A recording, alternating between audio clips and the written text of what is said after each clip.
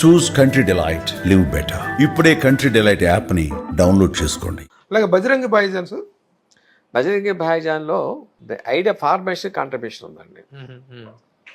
క్యాజువల్గా ఇలా కూర్చుని ప్రసాద ప్రాణం సినిమా చూస్తున్నామండి. నా పక్కన మహాదేవ్ ఉన్నాడు, కాంచి ఉన్నాడు. లేపేద్దామా అన్నాను.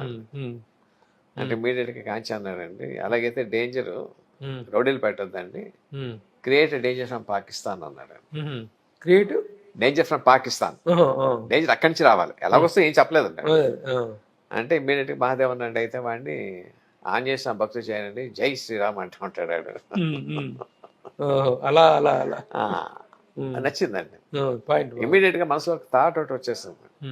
ఈ పసిబిడ్డ అమ్మాయి కానీ అబ్బాయి కానీ మోగాళ్ళు పాకిస్తాన్లో పెద్ద రిషి ప్రాపర్టీకి వాళ్ళు వారసులు, ఎక్కడ వస్తే వాళ్ళ ఫాదర్ మదర్ మర్డర్ చేశారు, అక్కడి నుంచి వచ్చిన వాళ్ళు.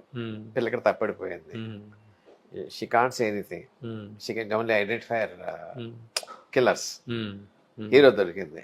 సో హీరో చూసుకుని మొత్తం తెలిసి పాకిస్తాన్కి వెళ్ళి జై శ్రీరామ్ అంటే మొత్తం ఇరగొడితే థియేటర్ క్లాప్స్ దద్దరి వెళ్ళిపోతాయి. They nothing wrong with the plot అండి. బట్ నేను నా మనసు ఇంకా నాకు తృప్తి అవట్లేదు. Then I happen to come across a Pakistani couple. మీరు వినే ఉంటుంది చెప్పింది, విన్నారండి? Middle lower income middle class family అండి.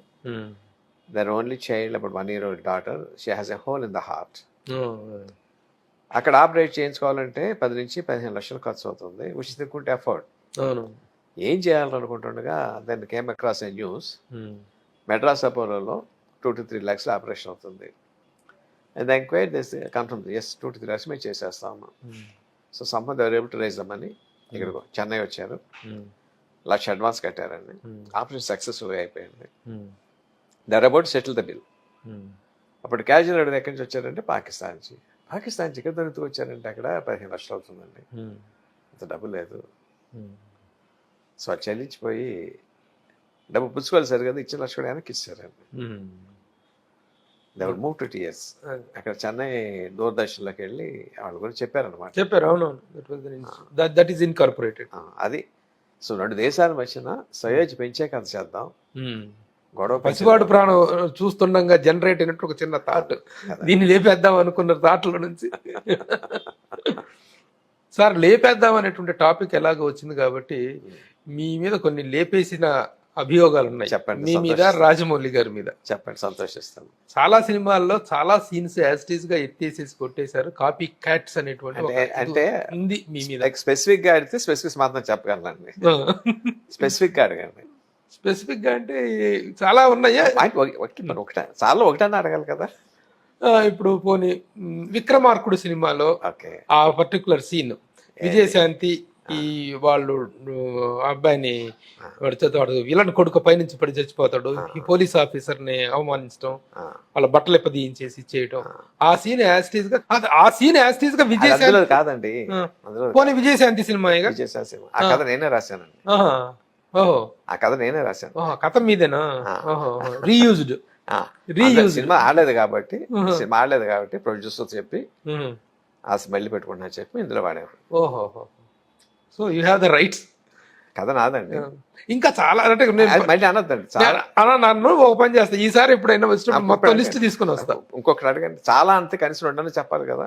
చెప్పాలి, లేకపోతే మీరు అనవసరంగా అభియోగం వేశారు నా మీద. ఒక అభియోగం వేశాను, దానికి మీరు చక్కని క్లారిఫికేషన్ ఇచ్చారు. ఒకటి ఉందండి అంటే సంతోషిస్తున్నాను. చాలా అంటే కనీసం ఇంకో 2 మీ మనసులో ఉండాలి కదా. చూసినాయి కానీ ప్రస్తుతానికి గుర్తులేవు. ఈసారి I will send a list. ఒక్కసారి వచ్చి మీ దగ్గర క్లారిఫికేషన్ తీసుకుంటాను నేను, ఆ సీన్స్ అన్ని రాసుకొని వచ్చి. అట్లా ఇప్పుడు దీనికి ఒక చక్కటి ఇది చెప్పారండి, మీరు రచించినటువంటి సినిమానే మీ సినిమానే, అది సరిగా ఆడలేదు కాబట్టి ఆ ప్రొడ్యూసర్ తీసుకున్నాం అని చెప్పారు. కానీ ఇప్పుడు అది సోషల్ మీడియాలో ఏమవుతుంది, చూసేవా రాజమౌళి ఎలా కొట్టేశాడు అని చెప్పి ఇటు ఒకటి పెట్టి అటు ఒకటి పెట్టి చూపిస్తున్నప్పటికీ ఇప్పుడు మీరు ఈ క్లారిఫికేషన్ ఇవ్వటం అనేటువంటిది బాగా ఇదైంది కదా. టీఆర్పీ ఎలాగ వస్తుందండి. ఓకే. ఇంకా మీరు ఇతర మీకు చెప్తానండి. ఇప్పుడు ప్రసాద్ ప్రాణం నుంచి తీసుకున్నాను కదా. ఇది తీసింది ఎవరండి? ఫాజిల్ గారు. తెలుసండి మీకు? అది ఏదది? మలయాళం డైరెక్టర్ ఫాజిల్ అండి. ఏంటిది? పసివాడి ప్రాణం డైరెక్ట్ చేశారు. ఒరిజినల్ కథ. ఒరిజినల్ కదా పూవిడి వాసన అని చెప్పి తమిళ్లో తీశారు ఆయన. అది కూడా ఆయన ఇంగ్లీష్ సినిమాలో తీశారండి. విట్నెస్ అని చెప్పాను ఒక సినిమా, ఇంకోటి 2 ఉన్నాయండి. బట్ ఫాజిల్ గారు నాకు చాలా ఇష్టం అండి, చాలా మంచి డైరెక్టర్ ఆయన. ఐ లవ్ హిస్ టెక్నిక్ అండి.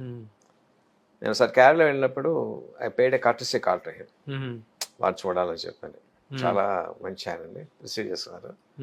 చేసి మీ భజనకి బాయ్ నేను చూశానండి, చాలా బాగుంది, మీకు ఎక్కడిది ఇన్స్పిరేషన్ అడిగారు ఆయన.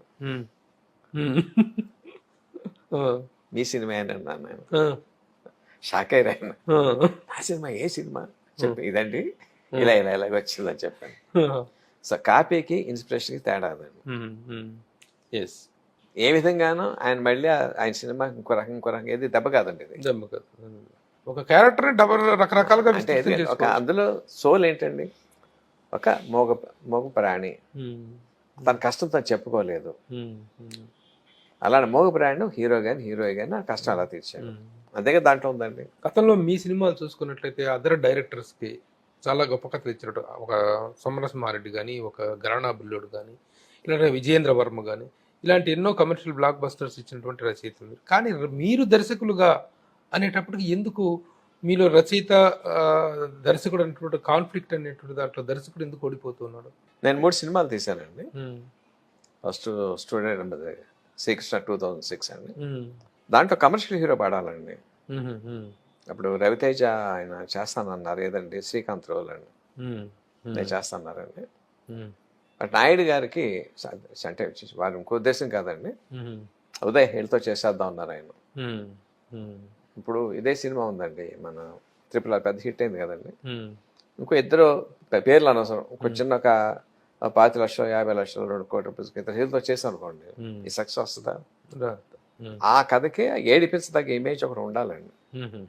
సరైన ఆర్టిస్ట్ పడకపోవడం అనేది ఒక, అంటే శ్రీకాంత్ గారు తక్కువ చేశాను మళ్ళీ యాంగిల్ కాదండి. ఆ కథ ఇంకా ఒక స్టార్ డమ్ ఉంటే చాలా బాగుండండి, అదే కదండి.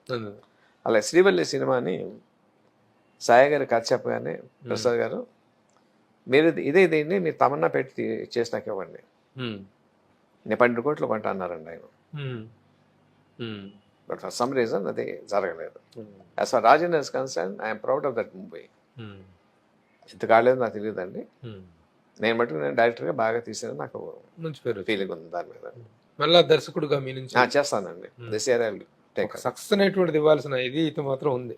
ఎందుకంటే రచయితగా ఇంత అద్భుతమైనటువంటి విజయాలు ఇస్తున్నప్పుడు ఈ ఒకటేంటి, ఇది మోర్ ఎవర్ ఇప్పుడు నడుస్తున్నటువంటిది రైటర్ టర్న్ డైరెక్టర్స్ అందరూ కూడా. ఇప్పుడు ఒక ఇతర జవన్ చేసుకున్న, కొట్టాల శివన్ చేసుకున్న ప్రతి డైరెక్టర్ కూడా రచయితలుగా ఉండి ఒక విషయం చెప్తాను ప్రభు గారు, మీకు తెలియదు కాదు, సినిమా కథ రాయటం అంటే దాని ముందు ఆ దృశ్యాన్ని మీరు కంటి మీద చూడాలండి, చూడు కథ రాయలేరండి, అనగానే ఒక రాజు అనలేరండి, దాని వర్ణం అని చెప్పాలండి.